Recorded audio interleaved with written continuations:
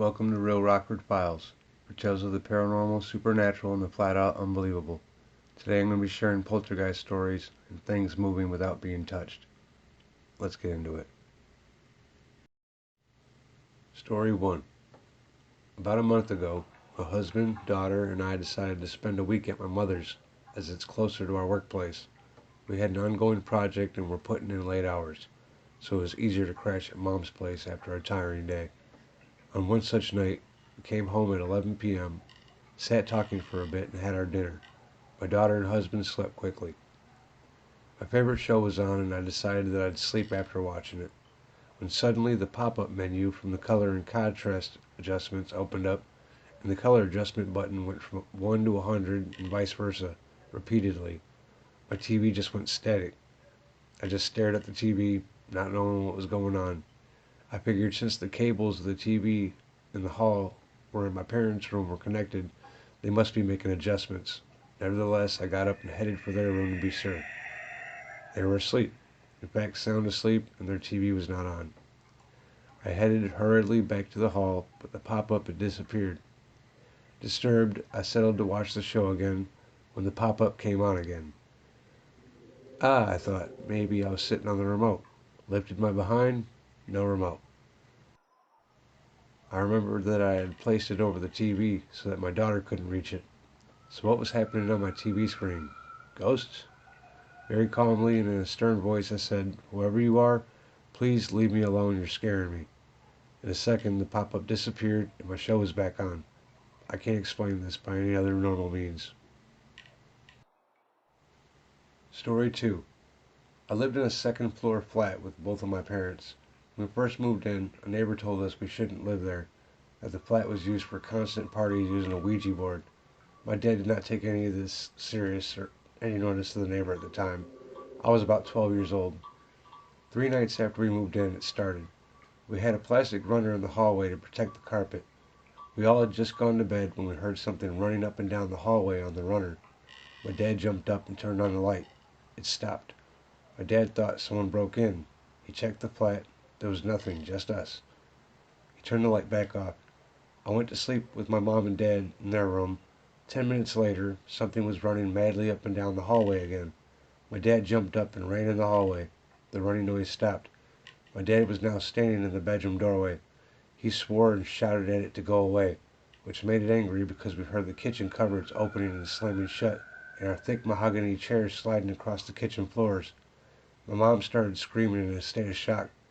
My dad turned on all the lights. The cupboards stopped banging and the chairs stopped moving when my dad went into the kitchen.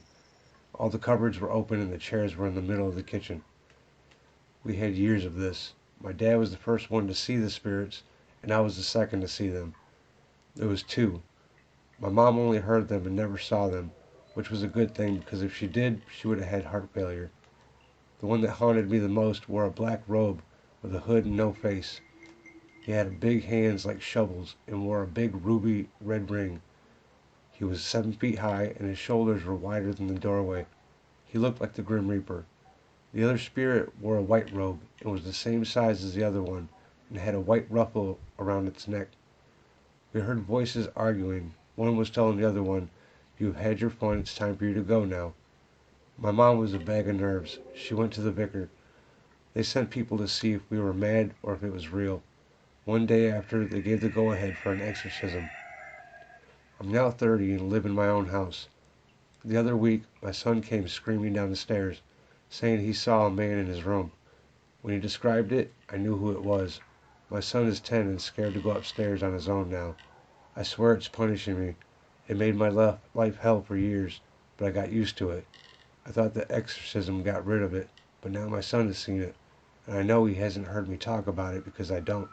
It's my secret. Story 3. I have a story that I would like to share with you. Make of it what you will. I just wanted to get it out. I live with my wife of 3 years. We have 4 children that range in age from 9 to 16. 2 boys, 2 girls. We first moved to Marysville in August of 2004. We bought our home there right before the housing bubble popped. 4-bedroom, 2-bath with an add-on for less than $300,000. The house itself was built in 1976, and is one of the many homes built around Beale Air Force Base. 2 weeks after we moved in, we came home to have all our kitchen table chairs stacked on the table. Over the next few months, lights would go on and off, or doors would open and shut for no reason. One event that stands out was when my wife was in the bedroom cleaning and the TV turned itself on and off and on again. I saw this happen once as well. We also have had our dog freak out and go barking at the air in the room, scared and unwilling to leave a corner. Our kitchen sink was filled with water on both sides once without the faucet being on, and the water was scalding hot to the touch. I woke up to go to the bathroom early in the morning and was dazing out looking at the tiles on the floor by my feet when I noticed a woman in the shower doorway. I ran in the bedroom, and when we went back, nothing was there. Mostly lights go off and on. Music can be heard now and then. We can't move because we are negative on the value of our home now due to the market. I went to make dinner one night and all the stuff in the cupboard was upside down. We also have had food spoil overnight, such as fruit left out or bread molding in a day. Plants don't live long in our home. Sometimes we hear tapping through our stereo or computer speakers. It always stays in the same repetitive sound. My 16-year-old has also seen mist or hazy clouds in the upper corner of his room. My 14-year-old daughter has heard things as well as seen stuff, though we try not to talk about it openly in front of our younger children, out of sight, out of mind, so to speak. We try to put it out of our minds most of the time, and it seems to have slowed down since we do that. But we still get odd things or the flash of something in the corner of our eyes. I felt something sit on my bed once. It scared me big time. So nowadays, things spark up once every few days, but it has been a while for anything big. Knock on wood. I would like to take a moment to point out that a majority of my viewers are not subscribed. If you could be so kind as to subscribe, click like, leave a comment, maybe even share the video, it will go a long way in helping me get recommended. And if you would like to join my Patreon, you'll find a link in the description below. For $5 a month, you'll have access to all my content before it goes to YouTube. That goes for stories and my newest edition, short episodes of my mini haunting series. Now, let's get back to the stories. Story 4. My family loves to have soda. I hate it when the kids throw it in the garbage, so we have a big bag in the door of the basement so we can recycle it. They just throw the soda in that. Well, one day, my family and I were done eating, we heard a huge crash, then a little push on the chairs. We heard a soft breathing voice, and it got colder. I shouted, "Who's there?" First I thought it was our cat, but it wasn't.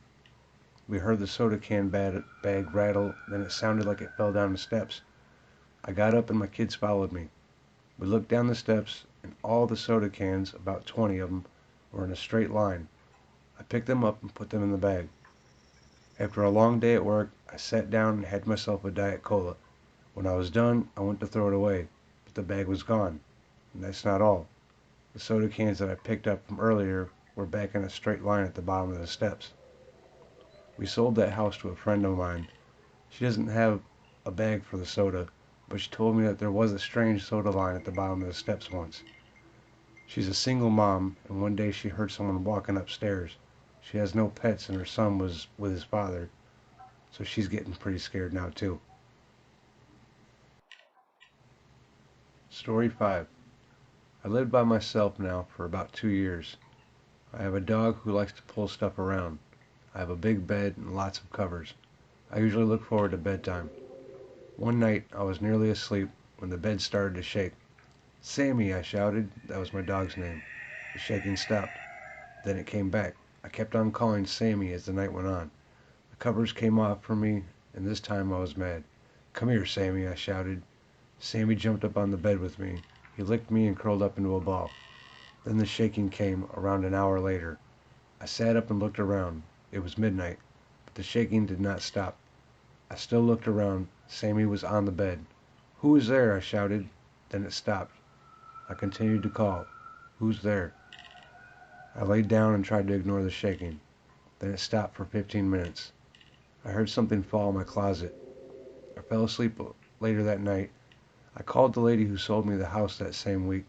This is her comment. "My dear, did I not tell you? A 5-year-old kid died in the house. He loved to shake the bed and pull the covers. It drove the mother crazy. Also, he would make stuff in the closets fall. So good luck with your new child. I had the child in my house for a long time, yet not all nights he comes. I try to treat him nice, but lately he drives me nuts. Story 6. Over the last few months, strange things have been happening here. The first sign of something out of the ordinary was when I woke up one morning to find my bedroom door locked from the outside, with the inside being unlocked. When I go to bed, it's the other way around, as logically I can't lock the door on the outside while I'm standing inside. I got home from work one night the next week to discover this time the door was locked from inside and unlocked on the outside, completely opposite of how I'd left it. And now this. As I type this, my dog is going berserk, barking and scratching and sniffing at my bedroom door. Where 2 hours ago, an unseen something slammed the door hard against my hand as I reached in to turn the light off. I've only been living in this house for a little under 2 years, and my current room for just over 2 months. My sister lived in there the whole time before that, before I moved my stuff in, and she says she never experienced anything unusual. Am I being targeted? Story 7. This experience is not for the ones who are scared of ghosts, if the kind of story I'm about to tell scares you. I was a teen, and my mom and I got into an argument. I told her not to close my door and turn out the light. She does it anyways. I'm sitting under my blanket, and all of a sudden it flies off of me.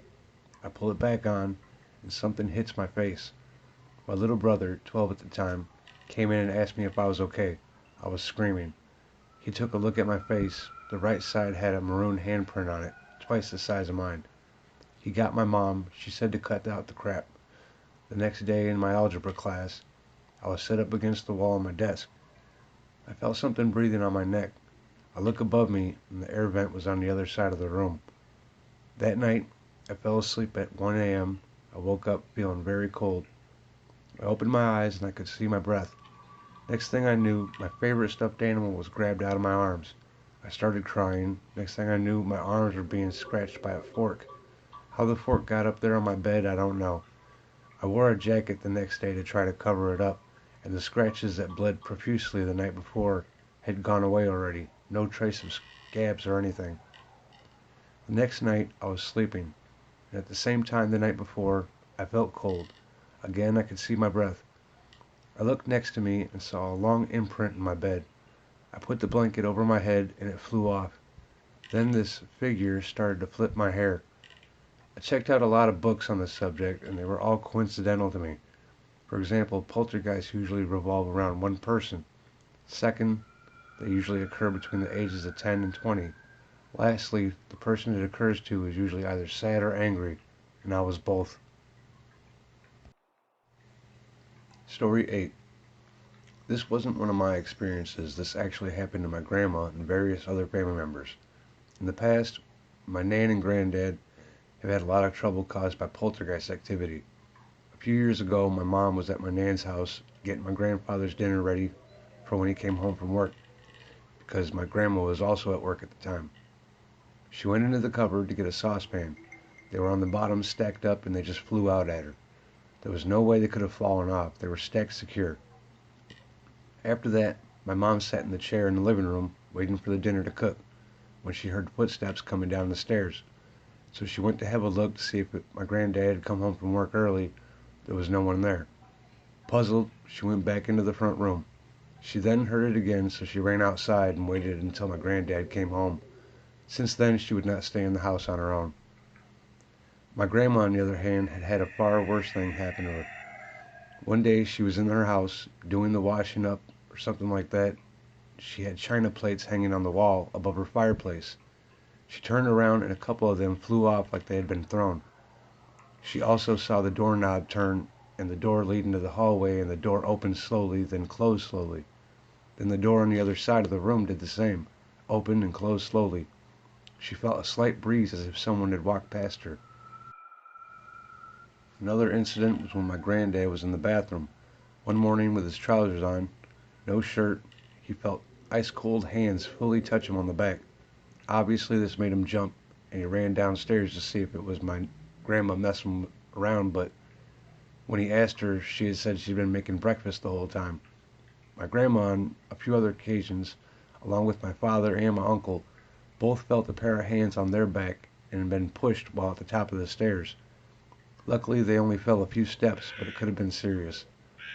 There used to be an old man that lived and died in my grandma's house. When he got too old and ill to climb the stairs, they brought his bed downstairs into a separate sitting room. In his old bedroom upstairs, he used to spit tobacco up the walls. So sometimes when someone went up there or a relative stayed in that bedroom, you would be able to smell the tobacco or hear a keyboard playing in the sitting room downstairs, even keys jangling. My grandma used to have a clock up high on a unit in her living room, but one day she noticed something. A big crack right across the face had suddenly appeared in a distinct pattern. It kind of went from the bottom up, then across, then up again. Every clock she replaced it with did exactly the same thing, cracked in exactly the same place. After a while she got used to it, but the strange thing is, it only happened when someone was alone in the house, or my grandma or my granddad were alone. I was too young at the time. She had milk bottles fly out of the shelf at her too. One time, my grandma had a fireplace brush that she kept on her windowsill for decoration. There was a black cast iron figurine of what I think was a tribal person with the bristles as its skirt, sort of thing.